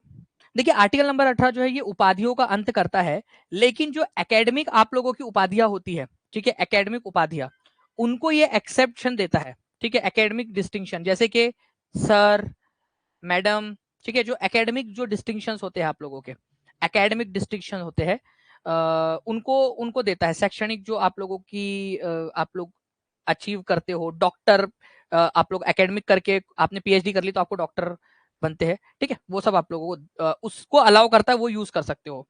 मिलिट्री, जनरल, मेजर, ठीक है, लेफ्टिनेंट जनरल, ये सारी की सारी जो उपाधियां है वो चलती रहेंगी आप लोगों की। तो एकेडमिक डिस्टिंक्शन या एकेडमिक जो उपाधियां होती है और जो मिलिट्री वाली उपाधियां होती है वो आप यूज कर सकते हो, उसमें रोक टोक नहीं है। इसके अलावा जितनी भी है वो उसको रोक टोक है। इवन भारत रत्न, ठीक है, पद्म विभूषण, पद्म भूषण, ये सब भी एबॉलिश्ड है। आप अपने नाम के आगे लिखते समय नहीं लिख सकते आप, ठीक है, जनरली लिख दिया जाता है, बट ऑफिशियली कहीं पे भी किसी भी पेपर के ऊपर में आप लोग उसको नहीं लिख सकते अपने सर्टिफिकेट्स के ऊपर में, ठीक है, ये याद रखना है आप लोगों ने। सर्टिफिकेट्स के ऊपर में कहीं पे भी इसको लिखा नहीं जाता है, ये याद रखना है। हम लोग न्यूज़पेपर वगैरह के अंदर में जनरली लिख देते हैं, पढ़ लेते हैं, भारत रत्न वगैरह आर्टिकल नंबर 18 के तहत उपाधि एक्सेप्शनल उपाधि के अंदर में नहीं आता। ये सुप्रीम कोर्ट का क्लियर कट ऑर्डर है, ठीक है, ये याद रखना है आप लोगों ने, क्लियर कट ऑर्डर है। तो हम लोगों ने जो पूरा का पूरा देखा था फ्रेंड्स, वो आप लोगों को एक बार रिवाइज करा देता हूँ। क्या देखा हम लोगों ने आर्टिकल नंबर 14 के अंदर में, मेरे साथ साथ में रिवाइज करो आप लोग, बेस्ट इजी वे में समझ आ रहा है sir, love you sir, you are great, thank you Hamshad Alam Karim ji, thank you very much, ठीक है, ध्यान से सुनना मेरी बात को, ठीक है। आर्टिकल नंबर 14 के अंदर में, जी हाँ, कुल 106 लोगों को पद्म विभूषण मिला था 26 तारीख को, 25 जनवरी को 2023 के अंदर में, वो भी हम लोगों ने पढ़ा था ना। चलो नाउ फ्रेंड्स देखिए यहाँ पर मैं, ध्यान से सुनिए आप लोग। आर्टिकल नंबर 14 के अंदर में आप लोगों का कानून के सामने समानता और कानून के सामने equal protection, equality before law and equal protection of law, article number 14 में बोला है। आर्टिकल नंबर 15 में बोला है भेदभाव से बचाओ, भेदभाव नहीं करेंगे आप लोगों के साथ में। तीसरा जो है आप लोगों का 16 के अंदर में बोला है equality in opportunity in public employment के अंदर में। 17 के अंदर में अगर जॉब नहीं मिली तो अनटचेबिलिटी आ जाएंगी, ठीक है, छूना ना, बिल्कुल भी टच भी नहीं करना, मतलब समझ जाओ आप लोग, मतलब याद रखने के लिए जस्ट, ठीक है। अब बड़े हो गए ना, मैं बच्चों को तो पढ़ा नहीं रहा यहाँ पर मैं कि मैं शर्मा शर्मा के पढ़ो, हाय मैं शर्मा गया करके कि यार मैं क्या बोलूं, बड़े लोग हैं यार यहाँ पर, मैं मेरे से ज्यादा बड़े बड़े लोग हैं, शादीशुदा लोग हैं, पता नहीं क्या है। ठीक है, चलो आ जाओ इधर में। ओके, 16 ये याद रखना है आप लोगों ने। 17 में अनटचेबिलिटी। 18 के अंदर में आप लोगों का टाइटल्स का एवोल्यूशन, ये याद रखेंगे आप लोग, टाइटल का एवोल्यूशन 18 के अंदर में। अब बात करते हैं हम लोग 19 से लेकर 22 के दूसरे वाले परिवार के अंदर में। ठीक है, ऑफलाइन होगा बीपीएससी का ये वाला एग्जाम आप लोगों का। ठीक है, राइट टू फ्रीडम, ठीक है, स्वतंत्रता का अधिकार। ये राइट टू इक्वालिटी था पूरा परिवार, अभी राइट टू फ्रीडम का, राइट टू फ्रीडम वाला स्वतंत्रता का अधिकार हम लोग पढ़ेंगे अब यहाँ पर में। ठीक है फ्रेंड, स्वतंत्रता के अधिकार के अंदर में article number 19, article number 20, article number 21, article number 22, ठीक है, ये आते हैं। कितने आर्टिकल्स है आप लोगों के आर्टिकल राइट टू फ्रीडम में, स्वतंत्रता के अधिकार के अंदर में कितने आर्टिकल्स आते हैं, ये बताओ मुझे, मैं जानना चाहता हूँ। बिल्कुल नहीं प्रवीण सर, आप कब शादी करोगे? जब कोई मिल जाएगा तब। हाँ जी सर, आपने सारा याद करवा दिया अभी के अभी। हाँ बिल्कुल, अभी के अभी याद होना भी चाहिए। Tax economically weaker section certificate क्या होता है? पुष्पा रे जी, जो लोग जिन लोगों की इनकम 8 लाख से कम है, परिवार की इनकम, और जिनके पास खुद का घर नहीं है, ठीक है, खेत नहीं है, वो लोग इकोनॉमिकली वीकर सेक्शन वाला सर्टिफिकेट बना सकते हैं। उन लोगों के लिए 10% आरक्षण है। ठीक है, चलो कितने हैं? 4। सब लोगों का गलत हो गया भाई लोग, तुम लोग तो इसको तो भूल ही गए। आर्टिकल नंबर 21A को, इसको कौन करेगा? ये भी तो आर्टिकल है आप लोगों का। 4 वालों, तुमको जनता कभी माफ नहीं करेंगी। 19, 20, 21, 21A जो जोड़ा गया था आप लोगों का, ठीक है, वो, और फिर 22, ऐसे करना है। ठीक है, ऐसे याद रखना। तो टोटल कितने हैं राइट टू फ्रीडम के अंदर? पता चले वही सवाल पूछे, राइट टू फ्रीडम के अंदर में कितने आर्टिकल है? लो 4, 19 से 22 तक के। आर्टिकल नंबर 21A भी है, वो भी याद करेंगे अपन लोग। ठीक है, चलो नाउ फ्रेंड्स, आर्टिकल नंबर 19 की मैं बात करता हूँ सबसे पहले। इसको खोपचे में लेते हैं पहले, आजा भाई। आर्टिकल नंबर 19 अपने आप में ही बहुत बड़ा है। ठीक है, जी हाँ शर्मा जी, अपने आप में बहुत बड़ा है आर्टिकल नंबर 19। आर्टिकल नंबर 19 जो है, ठीक है, वो राइट टू फ्रीडम के अंदर में आता है। ठीक है, बट इसके खुद के 6 बच्चे हो रखे हैं, 6 है इसके अंदर में। ठीक है, ये बोलता है, कुछ फ्रीडम देता है आप लोगों को। ठीक है, कुछ फ्रीडम देता है आपको, बोलता है कि भाई आपको फ्रीडम है बोलने की और अपने आप को एक्सप्रेस करने की, अभिव्यक्ति और वाक की स्वतंत्रता है, अभिव्यक्ति की स्वतंत्रता और बोलने की स्वतंत्रता। अब बोलना भी मतलब कुछ भी बोलते रहो ऐसा वाला नहीं। बोलने की स्वतंत्रता का मतलब यहाँ पर में ये है कि भाई आप अपनी बात शालीनता के साथ में रख सकते हो। ठीक है, चलिए, तो स्पीच और एक्सप्रेशन की स्वतंत्रता आपको आर्टिकल नंबर 19(1) के अंदर में, ए नहीं बोलना उसको, वो ए बोल, अगर 19A बोलोगे ना आप लोग तो वो एक अलग आर्टिकल बन जाएगा। 19 आपको 1 बोलना है यहाँ पर में। ठीक है, 19(1) बोलना है आप लोगों ने। ठीक है, 19(1), 19(1) के अंदर में, 19(1) के अंदर में दिया हुआ है right to freedom of speech and expression. Article number 19(2) में दिया हुआ है कि आप कहीं पे भी पीसफुली असेंबल हो सकते हो। हाँ, बस वो कट्टा उट्टा मत लेके आना यहाँ पर में। ठीक है, देसी कट्टा, चाकू, खुपची वगैरह लेकर आ रहे हो, पता चले यहाँ पर में आप लोग। ठीक है, तो ये नहीं करना है आप लोगों ने क्या करना है यहाँ पर में, आप लोगों ने जो है राइट टू असेंबल पीसफुली, और पीसफुली असेंबल होने का अधिकार आप लोगों को यहाँ पर में दिया गया है। ठीक है, आर्टिकल नंबर 19 पार्ट 2 के अंदर में। आर्टिकल नंबर 19 पार्ट 3 की बात करूं अगर आप लोगों से, तो you can form the associations and unions, संघ बनाने का अधिकार आप लोगों को यहाँ पर में दिया गया है, संघ बनाने का अधिकार। ठीक है, संघ बनाने का अधिकार। तो राइट टू फॉर्म एसोसिएशन और यूनियंस, कि भाई अपन लोगों ने बना लिया सोशल आर्मी जिंदाबाद, दानिश सर की सोशल आर्मी जिंदाबाद। ठीक है, चलिए, तो अपन लोगों ने कोई संघ बना लिया, अपन लोगों का अपन ने कोई ग्रुप बना लिया, ये बनाने के अधिकार है आप लोगों को। भारत में कहीं पे भी घूमने का अधिकार, जैसे आप लोगों का जिन जिन लोगों का एग्जाम क्लियर हो जाता है, चलो घूमने घूमने के लिए घूमी घूमी करने चलेंगे अपन, तो भारत में किसी भी जगह पे घूमने का अधिकार आप लोगों को। तो क्या क्या है? बोलने का अधिकार, एसोसिएशन बनाने का अधिकार, संघ बनाने का अधिकार, ठीक है, फ्रीली अपने परिवार भारत के अंदर में कहीं पे भी घूमने का अधिकार। ठीक है, लड़कियां जिनकी स्पेशली शादी हो चुकी है वो तो बड़ी खुश होंगी इस अधिकार को लेकर। बोलने का अधिकार है, फंडामेंटल राइट। ठीक है, भारत में कहीं पे भी घूमने का अधिकार है, तो लेकर चलो घूमने के लिए। ठीक है, तो ये अधिकार तो मतलब आप बोल सकते हो कि भाई ये तो हमारा फंडामेंटल राइट है करके। चलिए, चलो, संघ बनाने का अधिकार भी आप लोगों को, ठीक है, किटी पार्टी कर लो, भारत में कहीं पे भी घूमते रहो। भारत में कहीं पे भी जाके बसने का भी अधिकार है आपको, रिसाइड होने का, कहीं पे भी जाके भारत के किसी भी भारत के इलाके के अंदर में सेटल डाउन होने का अधिकार है आप लोगों को। ओके, तो भारत के किसी भी पार्ट के अंदर में आप जाके सेटल डाउन हो सकते हो, ये याद रखना है आप लोगों ने। कोई भी बिजनेस या ट्रेड को आप शुरू कर सकते हो अपने मनमर्जी का, ठीक है, भारत के अंदर में। बट पता चले कि आप जो है यहाँ पर में चरस और गांजा बेच रहे हो, ऐसा मत करना भाई लोग। जो लीगली अलाउड है वही वाला बिजनेस, ठीक है, इसमें रेस्ट्रिक्शन है, ये याद रखना है आप लोगों ने। ओके, भारत में कहीं पे भी जाकर रह सकते हो, अंडमान निकोबार में जाकर पानीपुरी का ठेला लगा लो, कोई आपको कुछ नहीं बोलने वाला है, ठीक है। कहीं पे भी जाके ट्रेवल कर लो भारत के अंदर में, कुछ नहीं बोलने वाला है। एसोसिएशन बना लो, पीसफुल जो है यहाँ पर में हड़ताल असेंबली करना है, इकट्ठा होना है, गेट टुगेदर करना है, कर लो, कोई आप लोगों को नहीं बोलने वाला, और बोलने का अधिकार है। बोलने के अधिकार के अंदर में ही फ्रेंड्स, इसमें ही फ्रीडम ऑफ प्रेस भी आ गया आप लोगों का, freedom of press, freedom of press, ठीक है। प्लीज इसको याद करिए आप लोग, मैं आपको जितना इजीएस्ट वे में समझा सकता हूँ ना, मैं सारी की सारी चीजें जो है, ठीक है, समझाने की कोशिश करो आप लोगों को, एकदम ध्यान से समझिए। फ्रीडम ऑफ प्रेस, ठीक है, फ्रीडम ऑफ प्रेस, जो आपकी मीडिया है या प्रेस है, उसकी स्वतंत्रता का अधिकार कहीं पे अलग से नहीं लिखा है। तो फ्रीडम ऑफ प्रेस कौन से अधिकार के अंतर्गत आता है, ये क्वेश्चन कई बार पूछ लिया जाता है। तो आर्टिकल नंबर 19 में सब क्लॉज 1 जो है ना, वही फ्रीडम ऑफ प्रेस को भी डिफाइन करता है। ये सुप्रीम कोर्ट के काफी सारे डिसीजन के अंदर में आ चुका है ऑलरेडी। ओके, ये याद रखना है आप लोगों ने। तो article number 19, right to freedom of speech and expression, इसी के अंदर को आप अपने आप समझ लो, ठीक है, अपने आप समझ लो, ठीक है।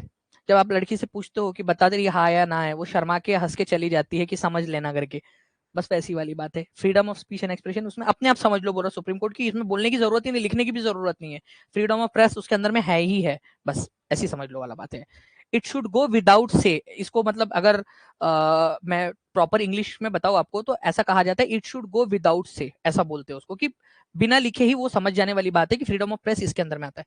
नाउ अब जो है फ्रेंड्स, ये वाली जो चीजें है आपकी आर्टिकल नंबर 19, एक बहुत ही इंपॉर्टेंट जो है, ठीक है सर, रियली अब लग रहा है कि अब सब याद रह जाएगा। यास्मीन परवीन जी, क्या बात है, बहुत इजीली याद हो रहा है sir, really appreciate your teaching style, thank you very much, ठीक है। दानिश सर की अकेले की जय नहीं, यहाँ पर मैं पूरी की पूरी टीचिंग परीक्षा की और दानिश सर की पूरी आर्मी की जय, आप सभी लोगों की जय। मैंने कहा था आप लोगों से, जो पेशेंस रखेगा उसको लिए मैं पूरी जान लगा दूंगा। अब देखो ध्यान से मेरी बात, ये अधिकार तो दिए आप लोगों को, क्या ये अधिकार सबको दे दे? क्या ये अधिकार सबको दे दे? बोलू ओसामा बिन लादेन को, आ भाई, ठीक है, आजा भारत में घूम ले, कहीं पे भी टेरिटरी के अंदर में लगा ले, समोसे का ठेला, पकोड़े का ठेला लगा ले भारत के अंदर में आके कहीं पे भी, ठीक है, तेरे को खरीद के दे देता हूँ मैं यहाँ पर, मैं बिहार के पटना के जो है चौराहे के ऊपर में एक कॉर्नर की दुकान। अरे भाई, भारत के लोगों को ही दे दे, ये बहुत बड़ा अधिकार, बहुत बड़ी बात है, ठीक है। तो it's only available for citizen of India, केवल भारत के जो है, ठीक है, केवल और केवल भारत के नागरिकों के लिए अवेलेबल है, ये पॉइंट याद रखना है आप लोगों ने, ठीक है। भारत के नागरिकों के लिए अवेलेबल है, ये याद रखना है आप लोगों ने। इसके ऊपर में रीजनेबल रेस्ट्रिक्शंस लगाए जा सकते हैं।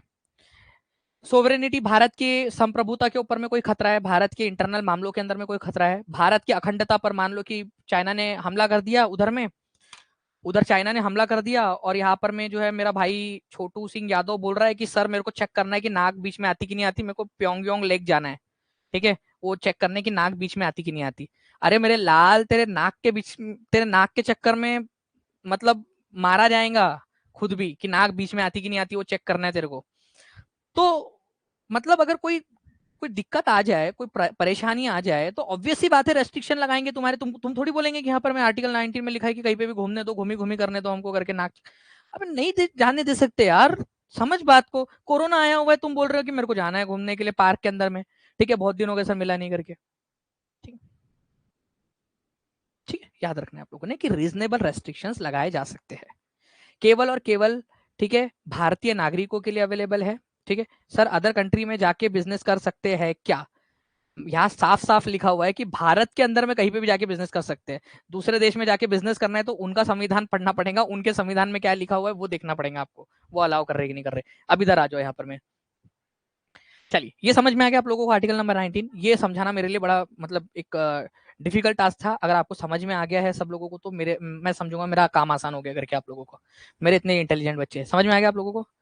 ओके, सिलेबस 15 जुलाई तक खत्म हो जाएगा आपका। आ जाओ यहाँ पर मैं, नेक्स्ट बात आते हैं फ्रेंड्स आर्टिकल नंबर 20 की। अब मान लो कि आपको पुलिस उठाकर लेकर गई, पुलिस उठाकर लेकर गई और आपको कन्विक्ट भी कर दिया गया, मतलब दोष सिद्धि भी हो गई आप लोगों की। ठीक है, आप लोगों की, ठीक है, आप लोगों की दोष सिद्धि भी हो गई आप लोगों की। तो क्या करें आप लोगों को? तो दोष सिद्धि होने के ऊपर में आर्टिकल नंबर जो 20 है वो 3 प्रोविजंस बोलता है। आर्टिकल नंबर 20 बोलता है no ex post facto law, मतलब कि कोई भी पर्सन को, ठीक है, कोई भी जो अपराधी है उसको तब तक दंडित नहीं किया जा सकता जब तक कि उसने ऐसा कुछ करने के समय जो अपराध के रूप में ले लिया है, आरोपित है, ठीक है, मतलब कानून का उल्लंघन नहीं किया है। अगर मान लीजिए कि उसने कोई कानून का उल्लंघन नहीं किया है, किसी भी चीज का जो है, जब वो काम कर रहा था उस समय वो कानून नहीं था, तो उस व्यक्ति को, ठीक है, उस व्यक्ति को आप लोग जो है सजा नहीं दे सकते। फॉर एग्जाम्पल, इसका एग्जाम्पल देता हूं आपको आसान भाषा के अंदर में। मान लीजिए कि आपने आपने जो है चीटिंग की, आप यूनिवर्सिटी एग्जाम में थे, आपने चीटिंग की।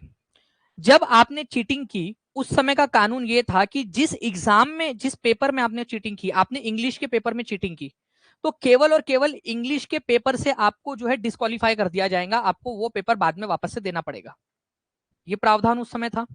लेकिन प्रिंसिपल से आपने पंगा ले लिया था, आपने प्रिंसिपल की लड़की को प्रपोज करके रखा हुआ था, वो तो सोच के रखा था कि भाई इसको तो, इससे तो बदला लूंगा मैं। उसने क्या किया, अगले दिन रूल बना दिया। उसने देखा कि ये तो चीटिंग करते हुए पकड़ा गया, उसने अगले दिन रूल बनाया आपके लिए, मतलब सबके लिए, कि अगर एक भी पेपर में चीटिंग करते हुए पकड़े जाओगे तो सारे पेपर से डिस्क्वालीफाई कर दिए जाओगे।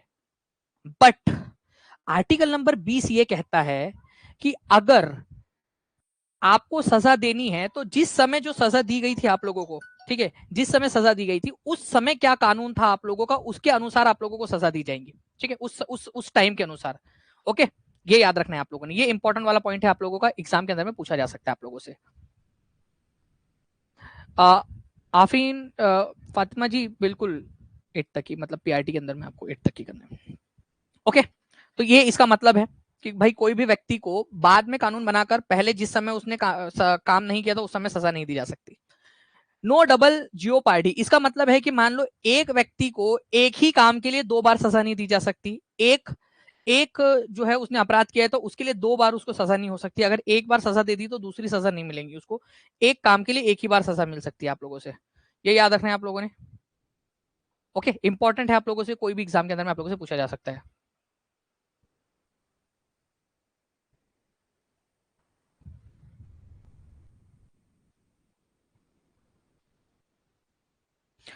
उसके बाद में है नो सेल्फ इंक्रिमिनेशन। जी हाँ जी भाई लोग, आज मैं एक्सेप्ट करता हूं, ठीक है, आज मैं एक्सेप्ट करता हूं कि अलाउद्दीन खिलजी की हत्या मैंने की थी, मैंने मारा था, मैंने उसको जहर दिया था, ठीक है, वो अपने आप नहीं मरा, मैंने मैंने उसको मारा था, ठीक है, मेरे को फांसी पे लटका दो।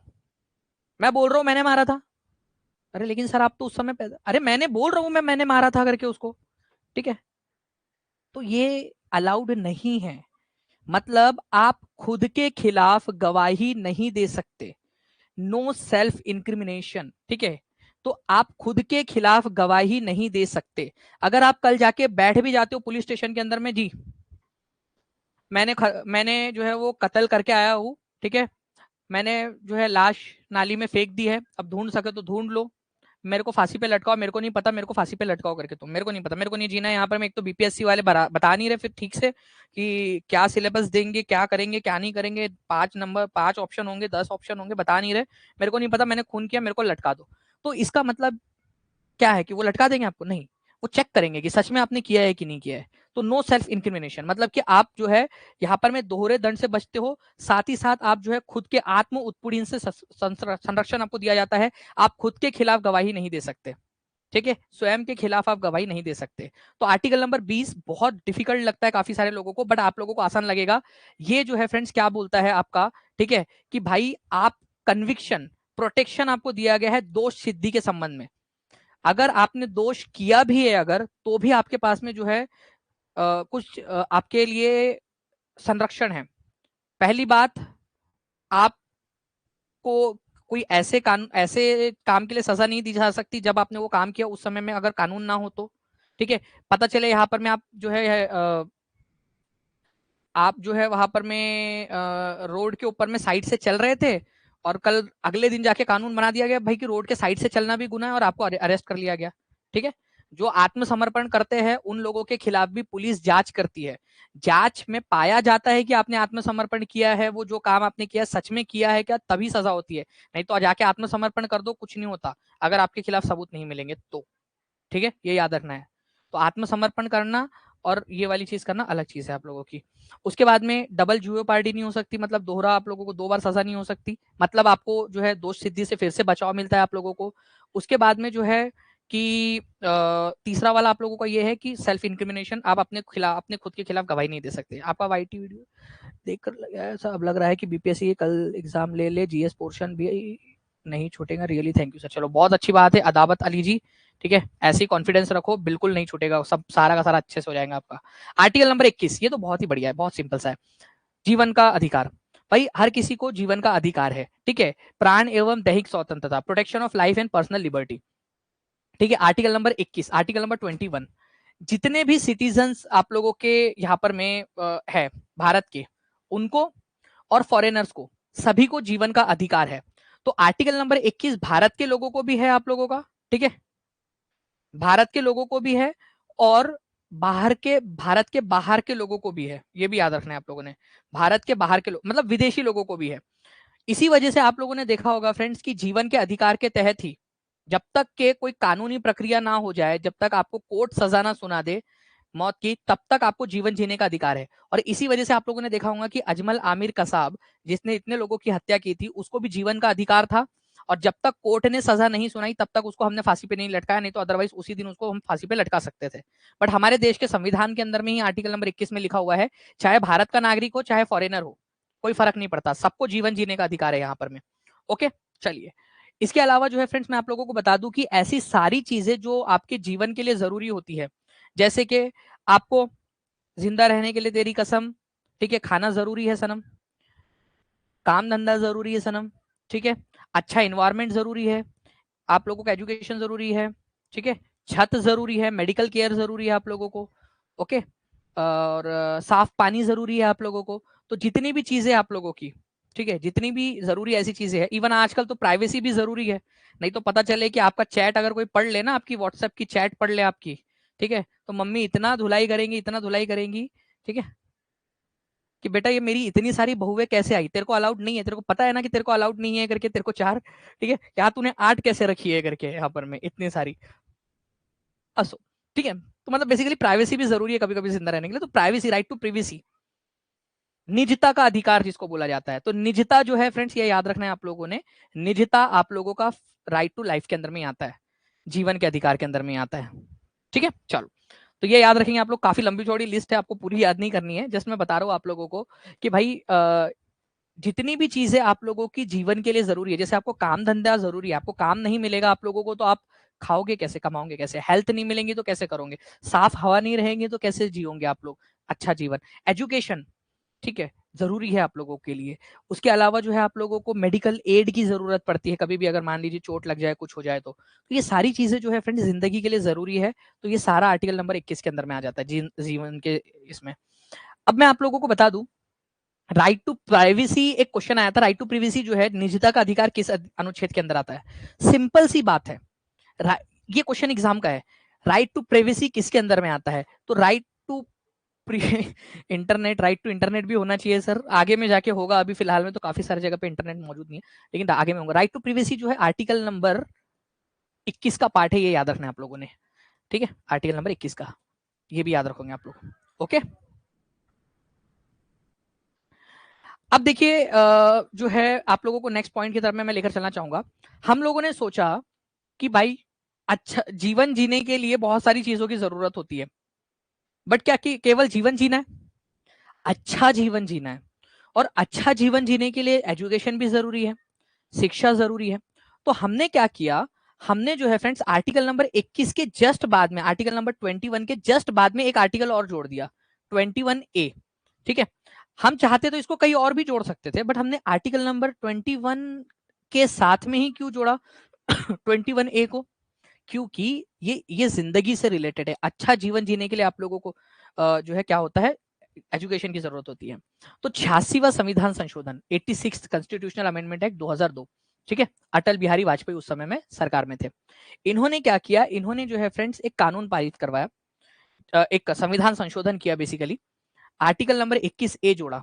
इसमें यह बोला गया कि 6 से 14 साल तक के जितने भी बच्चे हैं उनको सरकार की जिम्मेदारी है कि उनको क्या होगा, उनको मुफ्त और कंपलसरी एजुकेशन दे, मुफ्त और कंपलसरी, ठीक है, एजुकेशन उनको दिया जाए, मुफ्त और अनिवार्य शिक्षा प्रदान की जाए 6 से 14 साल तक के बच्चों को।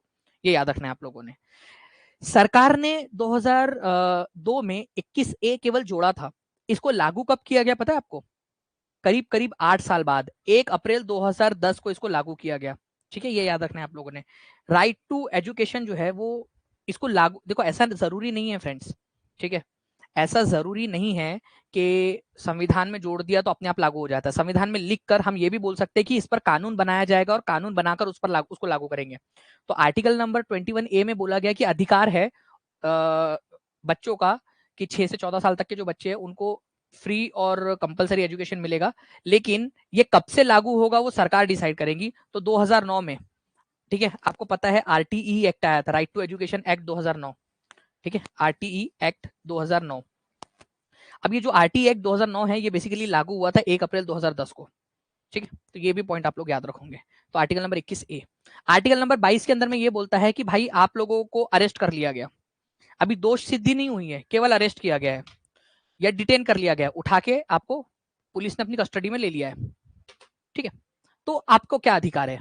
सबसे पहली बात, जब भी आप लोगों को अरेस्ट किया जाता है या कस्टडी में लिया जाता है, आपको यह अधिकार है जानने का कि भाई क्यों, वाई, काइकू, क्यों ले जा रहे हो मेरे को, क्यों ले जा रहे हो उठा के, तो आपको ये जानने का अधिकार है, ठीक है, उसको जो है informed, right to be informed, ये आर्टिकल नंबर 22 बोलता है आप लोगों को, ठीक है, ये याद रखना है आप लोगों ने, right to be informed article number 22 में दिया गया है आपको जब अरेस्ट करने आएंगे तब, ठीक है। उसके बाद में जब भी आपको उठा के लेके जाएंगे, ठीक है, जब भी आपको उठा के लेके जाएंगे उसके 24 घंटे के अंदर अंदर आपको मैजिस्ट्रेट के सामने पेश करना पड़ेगा, ठीक है, मैजिस्ट्रेट के सामने, जज के सामने, कि भाई लो जज साहब देखो इसको उठा के लेकर आया है, ठीक है, दानिश सर की क्लास के अंदर में फालतू कमेंट कर रहा था ये, हम इसको उठा के लेकर आए हैं, ठीक है, दानिश सर ने बोला कि चुपचाप से भाई पढ़ाई के ऊपर में ध्यान दो, फिर भी सुन ही नहीं रहा, सुन ही नहीं रहा, हम इसको उठा के लाए, आप बताओ क्या करना है करके। अब जज साहब के ऊपर में है, जज साहब सोचेंगे कि इसको पुलिस स्टेशन में रखना है कस्टडी में या इसको छोड़ देना है। पुलिस अपने कस्टडी के अंदर में, पुलिस अपनी कस्टडी में केवल और केवल 24 घंटे तक आपको रख सकती है, उससे ज्यादा नहीं, ठीक है, उससे ज्यादा नहीं। 24 घंटे के अंदर अंदर पुलिस को आपको मैजिस्ट्रेट के सामने पेश करना पड़ेगा, ठीक है, मैजिस्ट्रेट के सामने पेश करना पड़ेगा। मैजिस्ट्रेट डिसाइड करेगा कि आपको कस्टडी में रखना है या नहीं रखना है करके। मैजिस्ट्रेट ने मना कर दिया तो वो आपको छोड़ दिया जाएगा। कई बार क्या होता है, प्रिवेंटिव डिटेंशन, मान लीजिए कि कभी कभी क्या होता है ना, आपने को पता होता है कि यहाँ पर में कोई तो भी एक बच्चा है, ठीक है, वो हर क्लास के अंदर में आके भसड़ मचाता है, हर क्लास के अंदर में आके copy paste copy paste copy paste करता है। तो अपन क्या करेंगे, जैसी क्लास में आएंगे सबसे पहले आके उसको ब्लॉक कर देंगे, भाई इसको ब्लॉक कर दो। इसको बोला जाता है प्रिवेंटिव डिटेंशन। मान लो ऐसे फिलहाल के लिए कि मान लो कि कोई बड़ा इवेंट होने वाला है, 26 जनवरी, 15 अगस्त या कोई बड़ा इवेंट होने वाला है, जितने भी गुंडे बदमाश है सबको पकड़ो और इसको डाल दो जेल में, कि भाई कोई ये दंगा फसाद कर ही ना पाए करके, ठीक है, दंगा फसाद कर ना पाए, उसको बोला जाता है प्रिवेंटिव डिटेंशन। अनिल कुमार, आपके जो सवाल है ना उसके ऊपर में तो मैं वारी वारी जावा, ठीक है, इतना प्यारा और इतना सुंदर सवाल आपने जो पूछा है, मतलब लिटरली दिल भराया मेरा कि सर आप जितना पढ़ा रहे हो उतना ही पढ़ना है ना। ऑब्वियस सी बात है भाई, ऑब्वियस सी बात है। क्या कर रहा हूं मैं यहाँ पर, मैं खड़े खड़े क्या कर रहा हूं मैं? सर मेरा पेपर तो क्लियर हो जाएगा ना? अरे भाई पढ़ेगा तो क्लियर हो जाएगा, नहीं पढ़ेगा तो नहीं होगा। सर आप सिलेबस तो कंप्लीट कर दोगे ना? नहीं भाई, यहाँ मैं तो, मेरी भी तो वो है ना रिस्पॉन्सिबिलिटी, तो वो पूछेगा तभी क्लियर होगा, तभी सिलेबस कंप्लीट होगा, ऐसा है। नहीं भी पूछेगा तो भी करूंगा ही कंप्लीट। तुम्हारी पहली एग्जाम हो सकती है यार, मैं कितने दिन में 10 जगह पढ़ाना पड़ता है, ठीक है, अलग ही है यार। चलो, अगर आप लोगों को मान लो प्रिवेंटिव डिटेंशन में डाल भी दिया जाता है तो आर्टिकल नंबर 22 के अनुसार ये आपका 3 महीने से ज्यादा नहीं हो सकता। मान लो कि रितु कुमारी जो है, ठीक है, रितु कुमारी को मेरे को प्रिवेंटिव डिटेंशन नहीं यार, लड़के को ढूंढना पड़ेगा सर, कद लड़का का है।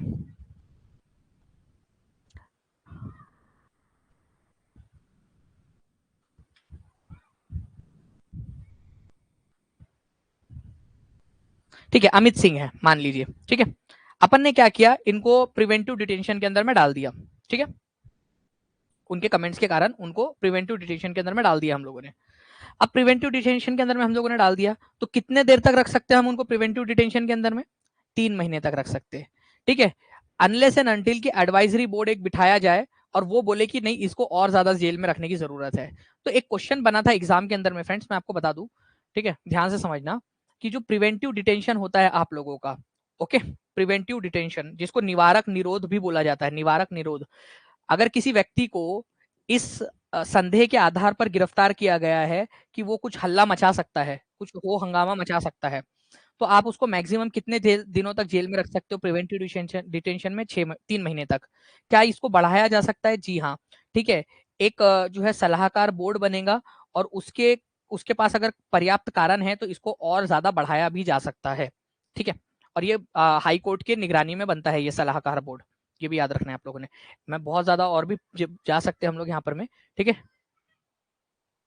सर जब सब एक साथ पढ़ रहे हैं तो जेंडर बायस कैसा? ठीक है दीक्षा पांडे जी, मैं आपको भी ब्लॉक कर देता हूँ, उसको ब्लॉक किया है मैंने, इस वजह से मैंने बोला था। चलो जी भाई, देखो दीक्षा पांडे ने खुद ने बोला है, मैं इसी वजह से ब्लॉक कर रहा हूँ, हाँ, ठीक है। उन्होंने बोला जेंडर बायस क्यों कर रहे हो सर, मैंने एक्चुअली मेरे को उनको ब्लॉक करना था, वो उन व्यक्ति को, तो मैं दीक्षा को भी कर देता हूँ यार, ये सॉरी, मैं मतलब मैं माफी चाहता हूँ आपसे कि जेंडर बायस हो गया मेरे से। एक मिनट, सॉरी दीक्षा दी।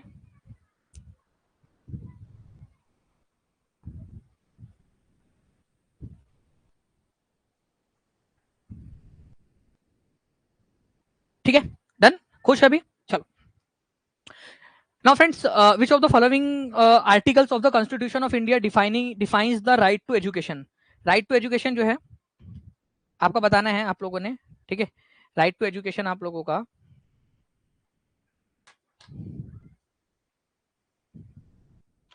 कौन से अधिकार के अंदर में आता है?